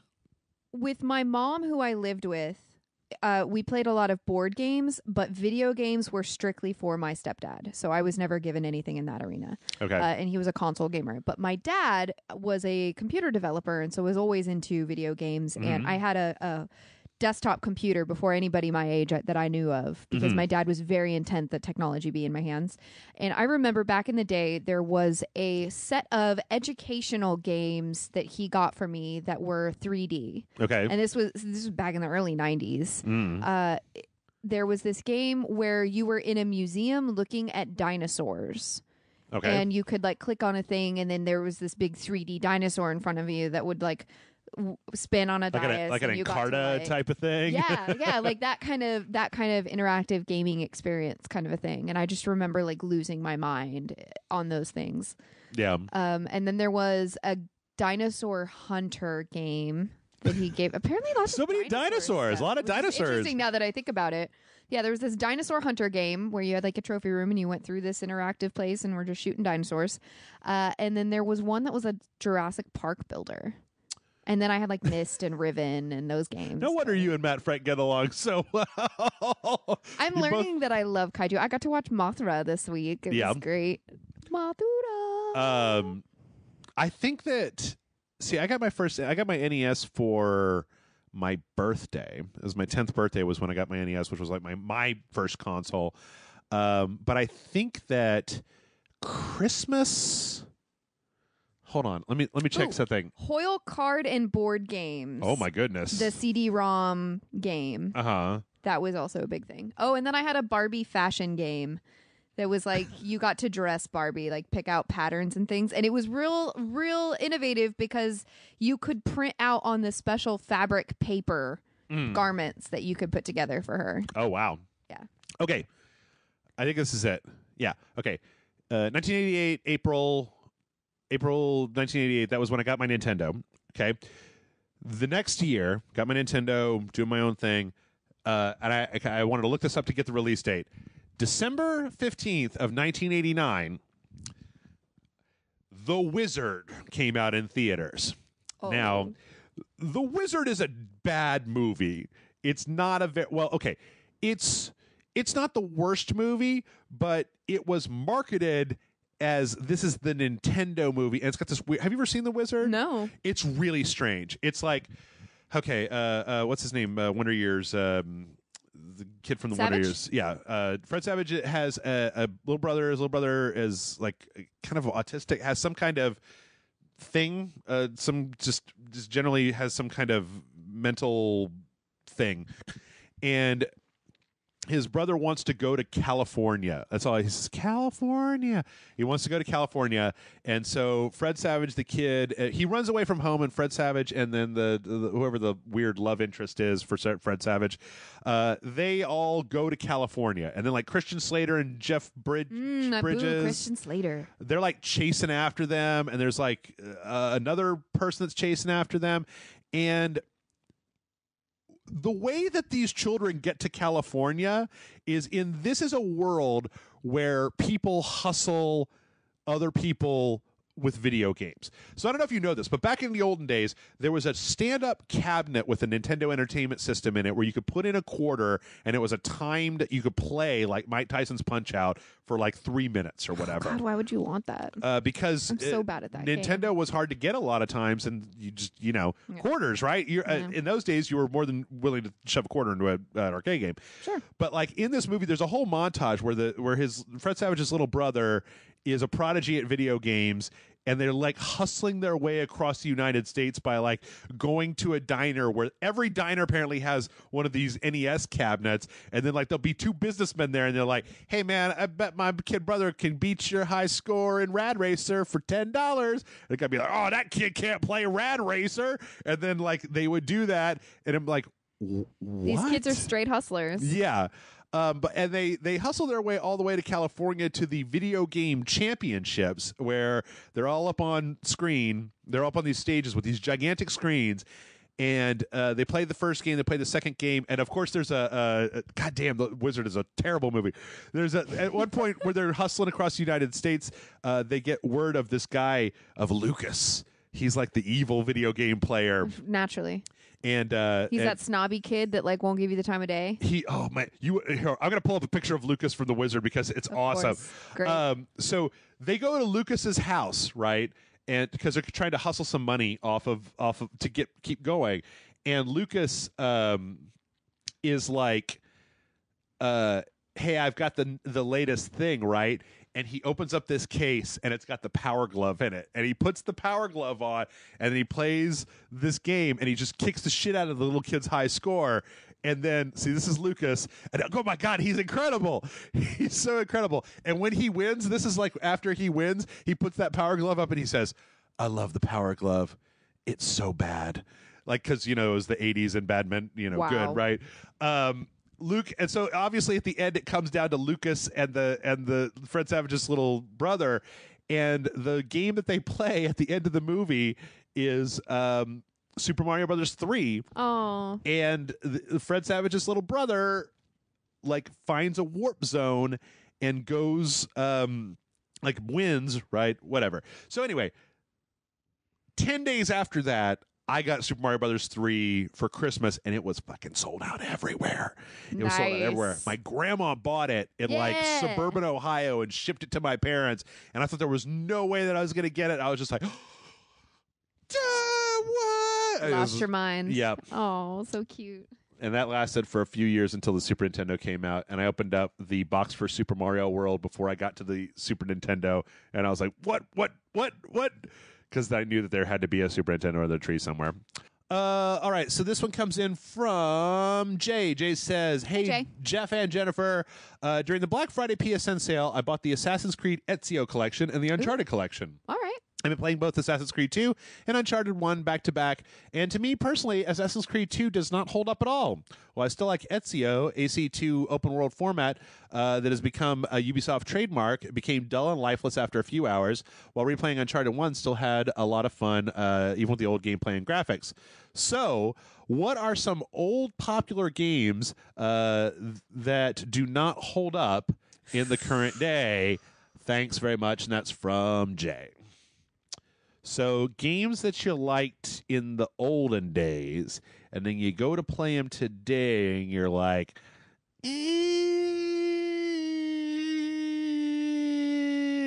like that. Like, so just That's hard for me because I am definitely not a Jeff in that I sample a little bit of everything to see what's up with it, and I am a total and complete game snob. I am very Scrooge-like with my money and barely spend it ever at all. And so I only buy a game that I know I'm going to be invested in or I know is going to be fantastic. So my realm of unsuccessful game experiences is quite minimal. Okay. To the fact that I can't think of one off the top of my brain that I bought that I'm just like, played it once. Meh. I have I see my problem is not exactly the same but somewhat similar, and that is that I only tend to go back and play the very best games, and those tend to hold up. That as well. So if there was a game that was like, meh, played it. I mean, like, I'm sure there are plenty of games out there where I played them, I beat them, and I was just like, yeah, that was all right. But I've never gone back to play them to just be like, oh yeah, this was terrible. It's funny because I listened to another podcast called Watch Out for Fireballs, which is the podcast by the guys that used to do this Dark Souls podcast I listened to called Bonfireside Chat.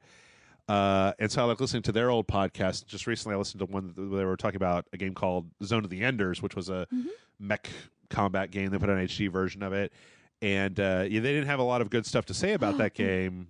And I remember liking that game, but I've never gone back to it because I don't think I ever liked it enough to be like, oh man, I got to go back and play Zone of the Enders. There's one that I remember enjoying a lot when I was a kid that I replayed recently that I think I was a bit disappointed with the replay. Blood Omen 2. Wait, no. What was it? Soul Reaver? No, Blood Omen Legacy of Kain. Yeah. Yeah. Yeah, it was a little more with the graphics than anything else. But yeah, there's a certain point, there's like a certain dead zone where like PS2 graphics can still be okay. Old sprites on the SNES can still be okay, but there was that early era of 3D. I don't want to see it. Yeah. Like even when we were watching that Final Fantasy VII video, and I'm just like, oh, it doesn't hold up very well. I mean, the story is still good, but like, oh, it doesn't hold up very well. We're gonna agree to disagree on 7 just because it's so nostalgia fest for me. But yeah, you're right. Like there were elements of it that were very advanced for its time, and there are elements that you're just like, really, was it that shitty? I think that I guess it was that shitty. Huh? I think 8 holds up better graphically just because they didn't have the switch between the chibi models and the other models. They were just much the same. More beautifully rendered the whole time. Yeah. Or even 9 where it's just the stylized models the entire time, which was beautiful. That was great. I always kind of hate 10 for many reasons, but yeah, that's an older, like a newer game. I don't even think that counts as old guard. I just hate Titus. I'll never get over how much I hated Titus. See, it's funny because you say that, and then we have to argue because I feel the same way about Squall.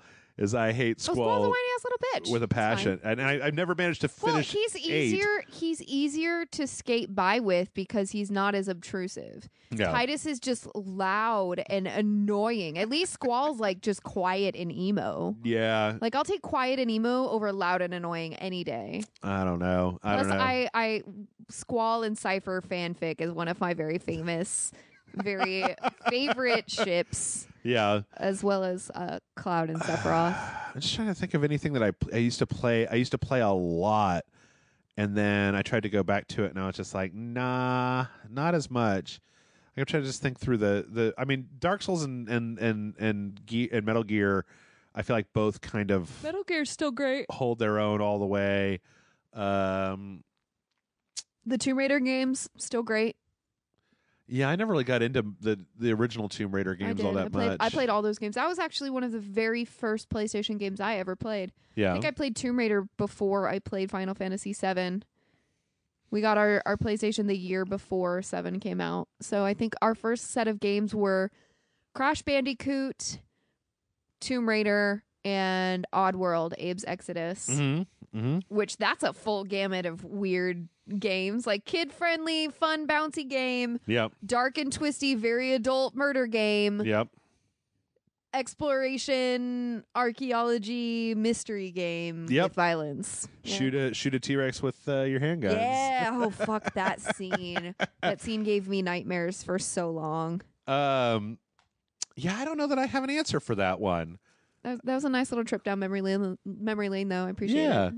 All right. Well, so this next one comes in from, I'm going to say, DC. DC says, DC. Hello, Selectors of Rage. This is a take on the run-of-the-mill, what's your favorite Christmas memory? But have you ever received an awesome gift that was initially disguised to look like something mundane? For example, I received Killer Instinct Gold on the N64 inside a box of baby formula.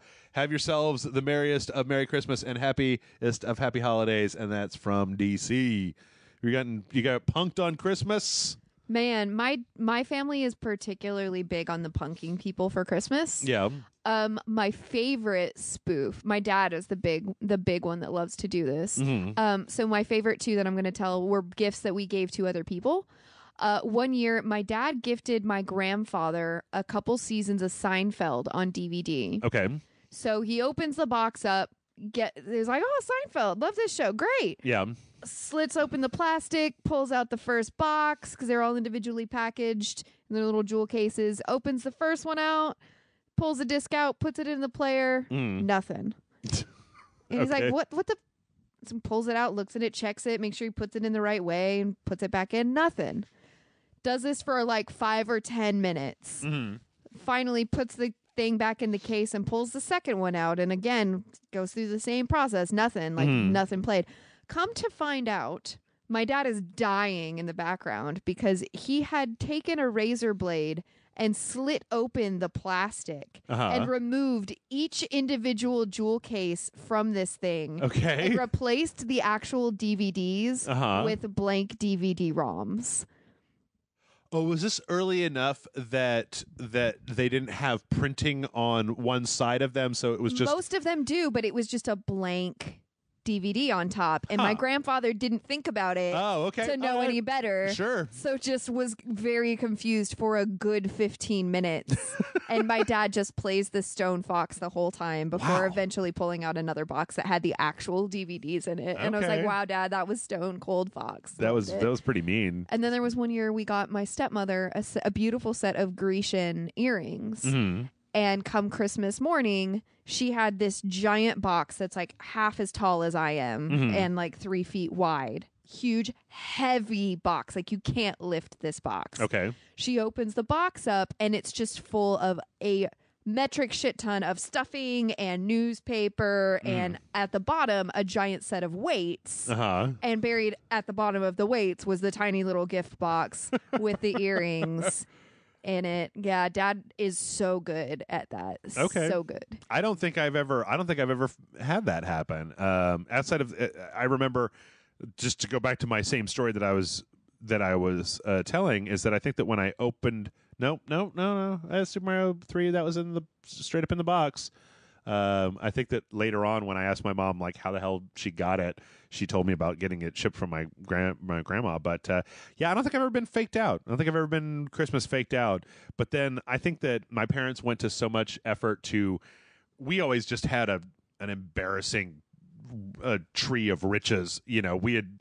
And what's funny, so I would come down on Christmas morning, and it was always like 2 feet of presents to be able to get to the tree. Like it was this huge thing. And it's funny because one year I told my mom how much I enjoyed that, how much as a kid, that was a great memory for me because you would come down on Christmas and it's like the tree's all lit up and there's all these presents. They're just presents. Like you can't even get to the other presents. You're going to have to open presents to get to presents. And she was like, yeah, it's always been disappointing to me because when she was a kid, she had 5 sisters, and so they had basically 5 kid Christmases. And she would say that the line of presents to the tree would go on for like 6 feet, and then like her dad, my grandpa, would set up like a model train running through the presents and stuff. And I'm just like, that sounds amazing. But I think that after all that work, that there was no BSing to be had. Nice. I think I forever remember this video game chair that I got one year that was just like a little something because I like to play video games right in front of my TV, right, as you did back then. And so I needed like this little separate chair that I could just drag right up to the front of the TV. And I remember it was wrapped, but there was no way to really hide it because it is what it is. Chair shaped. But all right, we got a couple more, and then we're gonna wrap it up here. JD says, "Heyo, Jeff and Jennifer." Heyo. I think we can all agree that 2017 on the whole was a shit show of a year. Yep. But I think it's important to remember that life's not all bad and that even the smallest good moments need to be celebrated. To round out this year, I was just wondering what you're grateful for. What good things did you celebrate this year, whether it be in pop culture or your personal lives? Thank you guys for another year of amazing content. May Lord Doncleese shower you with his blessings this holiday season. From JD. And may the Donglecleese be with you. I was just save this one for last, but you know, I don't know. It's a bit of a number. It's funny because I feel like 2017 as a year in culture has been very tumultuous. Yes. In my own personal life, I feel like it's been quite good. So. Yeah. I don't know. What do you got? What's been good this year, Jennifer? As you say, culture and governmental procedure has been a total shit show. Mm-hmm. But my personal and business life has been better and more productive than ever before in my life. This is the first year that I feel really solid about everything that's been happening. I finally got full-time contracted by the VR company I work for. There you go. I got hired by Bell of Lost Souls 8 months ago and absolutely adore working there. Every member of that crew is insane in the best way, and we all get along. And it's one of those things where they say if you work somewhere that you love what you're doing, you never work a day in your life. Yeah. Every day I go there, I am excited to be there. And Okay. that is a blessing to me. I took up archery this year, and that community has been incredibly fantastic to me. And now I'm doing horseback archery and That's right. When you said doing all that. When you said I took up archery this year, I'm like, anybody that's actually friends with Jennifer on Facebook could not know that you took up archery this year. I have so many friends that just give me endless amounts of shit for that. I have one friend, Dave, who anytime he sees me, he's like, "Oh, was she doing archery? Oh, but wait, was archery involved? Oh, wait, you're actually posting a picture that's not archery. What are you doing?"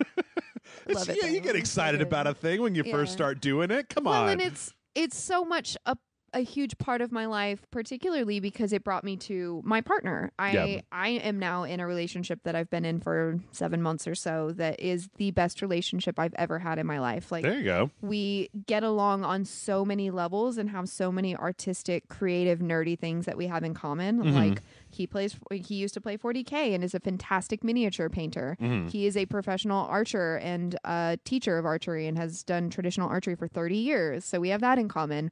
We have the Renaissance festivals in common. We have love of video games and book culture in common. And so it's like every little aspect of that relationship is fantastic in a way I never anticipated having. Like, if you'd told me a year ago I'd have found a thing that's this great, I'd have been like, yeah, okay, whatever. Yeah. Took a great vacation to Colorado, got to play in the snow and had the most amazing time, stayed in the Stanley Hotel. Like, this year was bombing. Yeah. Dig this year personally. Yeah, I think it's interesting this year in so much of, I mean, you know, I started cooking this year. I spent the entire year like learning how to do cooking and stuff. I've been, I don't like to talk too much about my girlfriend on the show just because I don't want people to harass her online. She's great. I've had friends who are like, "Hey Jeff, I just got like 40 friend requests from somebody," and I'm like, "Oh yeah, it's because your name came up in a video, like your ID came on screen for a second, and like." Jennifer, sometimes people want, and I'm sure they're fans of Rage Select, and I don't know why.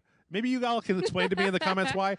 Every so often, I will randomly, at the mail@rageselect.com email address, which is only pretty much used for taking emails, get a message where somebody's like, so-and-so added you to their LinkedIn network. And I'm like, bro, I don't work with you. Like I don't know you. I'm not in your professional network. I'm a guy on the internet. You're not the only one with that problem, though. Rob will occasionally be like, "Hey, who's this?" And I'll be like, "Oh, this is such and such. They're a Patreon of our channel on Bell of Lost Souls, and apparently found you." Yeah, I'm sorry. But all that stuff, all the stuff in my personal life has been absolutely fantastic. Being with somebody who likes to go and do adventurous stuff is great because yes! I'm more than happy to sit here in front of the video game box for hours on end. And I went to a seance this year. Cool. I was saying like 2 or 3 weeks ago we went to go see some Buster Keaton movies with a live band playing cool. newly created music for the shorts that were up on the screen. Just all kinds of stuff. I went to the Hippie Hollow this year. I've just been all over the place. So, yeah, I've been out and like doing things, and it's been fantastic. And on top of that, you know, I've been doing a lot of work this year with Brian Brushwood and the Scam guys, and that's fun. Modern Rogue, go check it out. They don't let me get my greasy fingerprints on the Modern Rogue. I'm just a scam school. Well, they let me get mine in it. Well, they let me get my bow in it. That's different. So yeah, I don't know. There's been a lot of interesting stuff this year, and then as far as video games go, it's been a really good year. I mean, I got the PSVR this year, so which I've had fun. Lot of VR experience, which has been really fun. Got upgraded to the PS4 Pro, and I just feel like it's been a really good year for video games. That like I feel like this year had a lot of new and interesting stuff, as opposed to just kind of like, here's the next entry in this franchise, and here's the DLC for that franchise. We're branching out into many new arenas, which is great. Absolutely. I like it. So yeah, and on top of all that, you know what? I got the best fans that a guy on the internet could ask for. I've said this on a few videos, but I think it's a testament that recently, you know how Patreon changed their nonsense, and I sent out this emergency email with a video and like, here's what's happening, you know, and then they changed it back, and I was like, all right, never mind. Forget all that. Haha, just kidding. I didn't think I lost one patron in that. I think the people that are the patrons of Rage Select. In fact, I think I gained people who were just like, oh, yeah, well, I'm going to support you even harder now. Even more. Yeah. So we're Rage Select. We are small, but what we have is mighty, is rock solid. So. Small yet mighty. Yep. Rawr. All right. One more. Una mas. Let's see. This one comes from, I'm going to call you Q. Says, thank you. Hey, Jeff and Jennifer. A friend and I are thinking about coming down to Austin from Chicago, Illinois, and wanted to ask, what, in your opinion, are the best bars in Austin that we need to visit when we are there? That is from Q. So, and not John Delancey, like just like a regular person, not like a godlike alien entity. But all right then. Best bars in Austin. What do you think?